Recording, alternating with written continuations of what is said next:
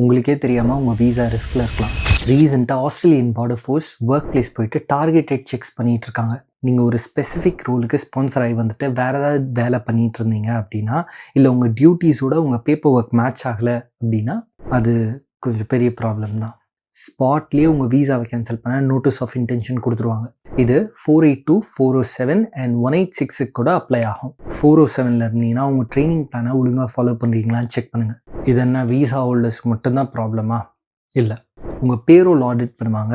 Nominated சேலரியை விட கம்மியாக பே பண்ணாங்கன்னா உங்கள் எம்ப்ளாயீஸை ஃப்யூச்சரில் யாரையுமே நாமினேட் பண்ண முடியாத மாதிரி பார் பண்ணிவிடுவாங்க. வீசா கிடச்சிருச்சுன்னு சந்தோஷமாக இருக்கீங்க, ஆனால் அது எப்படி தக்க வச்சுக்கணும்னு உங்களுக்கு தெரியணும். உங்கள் வீசா இருக்கிற வரைக்கும் உங்கள் ஆப்ளிகேஷன்ஸை நீங்கள் ஃபாலோ பண்ணி தான் ஆகணும். ஏபிஎஃப் வந்து கதவை தட்டுற வரைக்கும் வெயிட் பண்ணாதீங்க. நீங்கள் ஒரு வீசா ஹோல்டர் இல்லை எம்ப்ளாயராக இருந்தாலும் சரி, நான் ஒரு டீட்டெயில்டான கம்ப்ளைண்ட்ஸ் டாக்குமெண்ட் ரெடி பண்ணியிருக்கேன். உங்களுக்கு வேணும்னா ஆடிட்னு கமெண்ட் பண்ணுங்கள், நானே உங்களுக்கு சென்ட் பண்ணுறேன்.